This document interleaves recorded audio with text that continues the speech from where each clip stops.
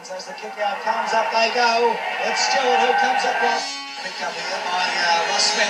Ed Smith is going for a run. He can't get the ball out. He comes out, here's Skilton now, here's the danger man. He picks it up. No grey old bulldog has to earn him today as Murray Wiley comes out. Great play by Kevin. Down on Harrison. When you bet the run, then you get an open goal again. It's now forward. Stewart flying. Oh, pulled in a beautiful mark. There you are.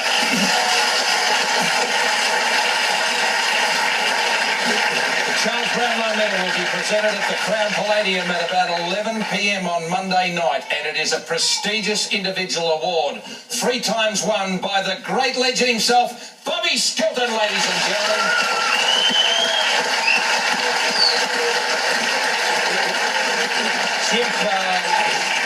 You are a legend of the game. You are the captain of the team of the century of the Sydney Swans, and unlike a few old South Melbourne fellas, you have embraced the concept of Sydney and must be very proud with the way they performed this year. And you've got the coach of the year, who was appointed by his 15 other peers as Paul Roos, the coach of the year. So Sydney's had a pretty fair year, although you would like to have seen them go to next week. Well, naturally, when you get there, you'd love to, but the job is only half done now. The hard part just starts. And I think, Ryan Loney here before, they have to look at Collingwood.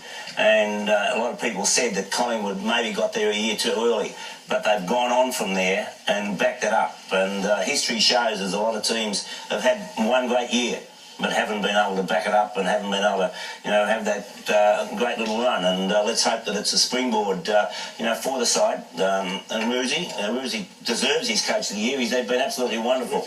And but every coach has a honeymoon period, and maybe Roosie's honeymoon's over. We have to perform. It's going to be tougher now. We're here to talk about the Brownlow because tomorrow night one person will reap the benefits of immortality, perhaps 3. Who knows, Dipper? Thanks very much for doing that with the introduction.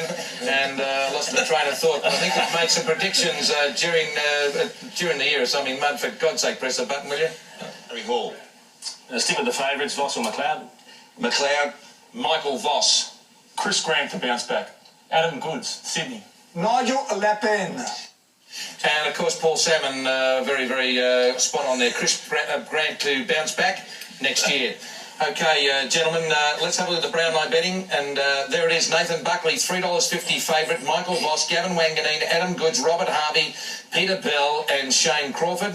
And I think that Crawford, Bell and Harvey perhaps are now outsiders because, to my mind, having a look at my records, that winning sides, Daniel, get 3 votes, and when you've got a lot of 3 votes, you take a lot of running down, getting 2s and 1s. Yeah, definitely, Rex, which would have to suggest that Nathan Buckley could be favourite, but I seem to think that someone from Sydney is actually going to win it because I've seen them play live a few times up there this year, and at the end of the game, it's hard to find their best players, so I've got a feeling the umpires might just look towards a high-profile player and give it to a Sydney player. Yeah. What about Williams?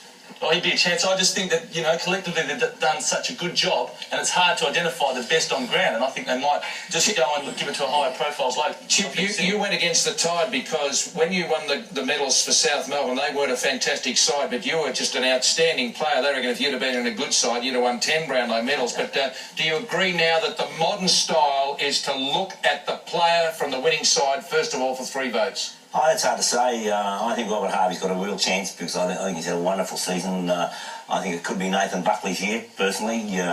But you've only got to, be in front in that year. You don't have to be the best player over a whole career or anything like that. It's in one season. And a lot of people have suggested that Lee Matthews, for instance, we all know how great Matthews was. Yeah. He got 23 votes one year and ran 3rd.